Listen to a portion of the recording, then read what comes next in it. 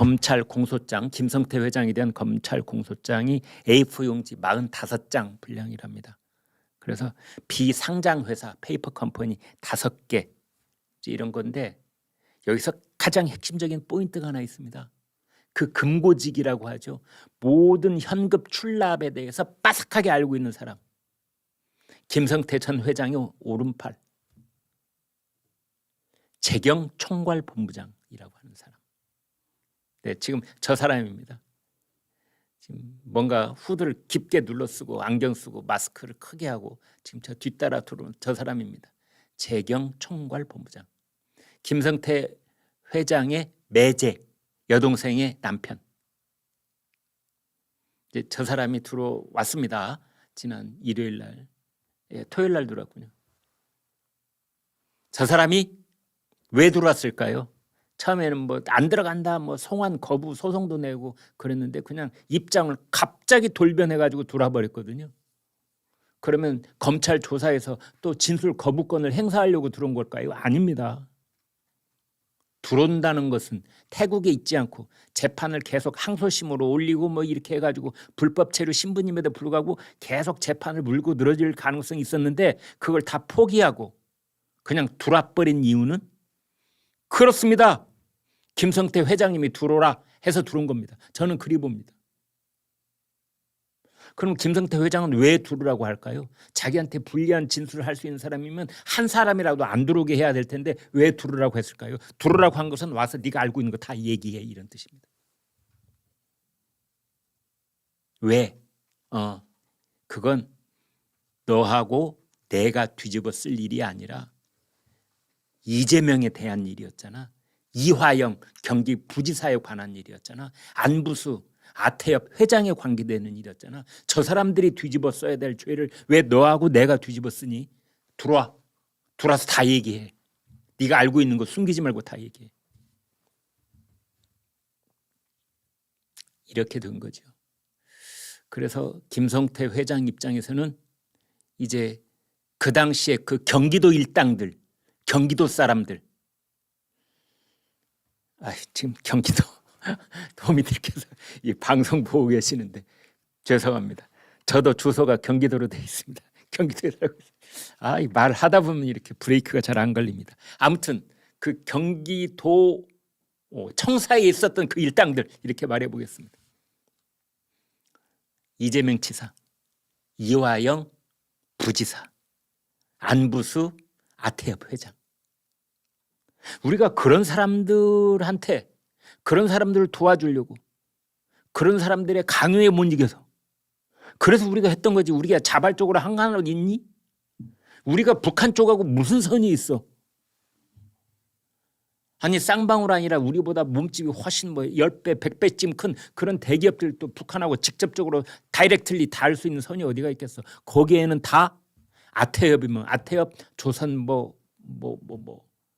아태유이면 아태유 이런데 다 그런 데하고 연결이 되어질 수가 있고, 그 다음에 가령 지자체 단체장이라든지 뭐 이렇게 고관 대작들이 좀 연결이 있어야 그 채널이 열리는 거지. 우리가 자체적으로 뭐 채널을 여는 게 있어? 그래서 그 채널을 열어놓은 다음에 자기네들이 요구하는 돈 그대로 우리는 액수 마련해가지고 그 위험을 무릅쓰고 쌍방울 그룹이 흔들흔들 할지도 모른다는 그런 위험을 감수하고 우리는 돈을 냈던 거 아니야. 그런데 뭐가 어쩌고 어째? 얼굴도 본 적이 없고 전혀 아는 사이가 없고 아니고 한 거라고는 쌍방울 속옷 한 벌 사입은 것밖에 없다고? 여기는 두 가지가 저는 있다고 봅니다. 제가 김성태 회장 입장이 되어본다면 두 가지가 있습니다. 하나는 덮어쓰기. 그러니까 이재명, 이화영, 안부수 이런 쪽에서는 자기네들이 돈을 자기네 손으로 받은 돈은 한 푼도 없다. 자기네들이 직접 자기네 손으로 써준 영수증은 없다. 따라서 끝까지 잡아떼고 우리는 쌍방울이 북한 쪽에 돈 주는지도 몰랐어. 이화영이 지금 그러고 있거든요. 돈 줬어? 그랬구나. 우리도 검찰 수사 결과 보고 처음 알았어. 보도 보고 알았어. 지금 이러고 있거든요. 그러면 대북 불법 송금 의혹에 관련된 모든 혐의를 김성태 회장이 다 뒤집어 써야 되는 겁니다. 그래서 이 뒤집어 쓰기가 하나 있고요. 이걸 이대로 놔둘 수가 없다. 두 번째는 인간적인 모멸감입니다. 쌍방울 그룹도 이제 대기업 쪽으로 진입하기 위해서 노력하고 있고 나름대로 이 사업을 다각화해서 지금 속옷 만드는 저 사업은 극히 일부에 불과합니다. 첨단 산업을 지금 얼마나 많이 하고 있는데요. 그런데 거기다 대고 이재명 대표가 아무 말이든 차라리 하지를 말지, 차라리 아무 말 하지를 말지 거기다 대고 넌닝구 빤스 하나 사 입은 것밖에 없다고 말을 해버린 겁니다. 김성태 회장 입장에서는 자신의 쌍방울 그룹에 대해서 넌닝구 빤스라고 하는 순간 모멸감을 느끼는 겁니다. 그래서 자신의 수행비서, 그다음에 금고지기, 재경 총괄본부장 들어와. 너희들 알고 있는 거 얘기해. 물론 알고 있는 거 다 얘기하라고 하는 것은 김성태 본인의 다른 사람을 모르고 있는 그런 비리까지 다 털어놔라는 얘기는 아니겠죠. 나 빼고 경기도 일당들에게 관련된 건 다 털어놔. 이렇게 돼 있을 가능성이 있는 겁니다. 그래서 아마 지금 지난 토요일 날 그 쌍방울 그룹에 금고직이 들어와 있고 이런 거, 그다음에 김성태 회장에 대한 이 검찰의 공소장, 이 구속영장 이런 거에 어떤 내용이 적혀 있는지 아마 이재명 대표 쪽에서는 초미의 관심이 거기가 있을 겁니다. 자기 지금 대장동 수사도 수사지만 그거보다도 오히려 자기네들이 가지고 있는 검찰 내부나 이쪽으로 좀 알아볼 만한 사람 연결선이 있으면은 거기에 도대체 뭐라고 쓰여 있는지. 김성태 공소장에는 이재명이라는 이름이 몇 번이나 나오는지, 이화영이라는 이름은 어떻게 나오는지, 안부수는 또 어떻게 언급되어 있는지, 몇 차례나 어떤 대목에서, 이것이 제일 많이 알고 싶을 겁니다. 김성태 회장이 쌍방울 그룹 임원들한테 그렇게 얘기를 했답니다. 나야 5년이든 10년이든 징역살이를 하게 되더라도 회사는 살려야 될 것 아니냐.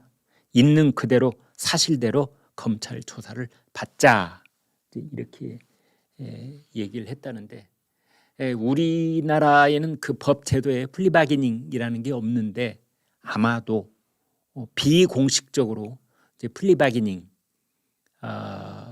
이 지금 얘기가 있을 가능성은 있다고 저는 봅니다. 검사들이 김성태의 입을 열게 하기 위해서, 재경 총괄본부장을 입을 열게 하기 위해서 검사가 어떻게 설득을 하겠어요? 당신네들이 한 죄, 그 죄값을 치르기는 하겠으나 쌍방울 그룹 자체가 공중분해되지는 않을 것이다. 뭐 이런 식으로 설득을 할 수도 있지 않을까 싶은데요. 그래서 거기에 외화 밀반출에 관련된, 그다음에 뭐 횡령 액수에 따라서 뭐 5년, 10년 이렇게 징역살이를 하는지는 모르지만, 그러나 밖에 지금 계속해서 매출을 올리고 있는 회사는 또 굴러간다. 이제 이런 식의 얘기를 하고 있는 것 같습니다. 그 이재명 대표는 이제 세 차례 검찰 조사를 받았잖아요. 소환돼서. 그런데 세 번째 소환 조사를 받을 때는 그 앞에 소환 조사를 받을 때하고 전혀 태도가 달라졌답니다. 대동하고 있는 변호사 보고 좀 꼼꼼하게 적어놓으라고 그러고, 자신도 검사가 물으면 왜 똑같은 걸 두 번 물어보십니까? 이렇게 반문하기도 하고 그렇답니다. 그래서 아마 이재명 대표 입장에서는 이제 재판에 대비하고 있는 것이 아니냐 이렇게 보여집니다. 그래서 이 체포가 되든 안 되든 기소는 될 것으로 그렇게 보여집니다. 그래서 전체적으로 본다면 이제 이재명 대표에게 지금 큰 게 두 가지가 있다고 보여지는데, 하나는 대장동, 하나는 대북 송금 의혹. 그런데 한때 서로 그렇게 긴밀하게 연대하고 네 돈이 내 돈이고 내 돈이 네 돈이고 뭐 이랬던 사이에 그 사람들이 다 등을 돌리고 있잖아요. 왜 그런 일이 벌어지고 있을까? 대장동 일당들도 다 등을 돌렸지 않습니까? 유동규 등 돌렸죠. 남욱 등 돌렸죠. 김만배는 아직 고민하고 있는 것 같아 보이긴 하지만 김만배도 상당히 돌아선 것 같고, 그다음에 이쪽 쌍방울도 다 돌아서고 있잖아요. 왜 이런 일이 벌어질까요? 왜 이재명 곁에 있는 사람들은 다 돌아서고 있을까요? 그렇습니다. 배반감, 배신감, 저것도 하나 있고 또 하나는 그보다 더 큰 것은, 배신감보다 더 큰 것은 앞으로 상황이 어떻게 변해도 이재명이 우리를 구해주지는 않을 것 같다, 이런 겁니다. 이게 가장 클 겁니다.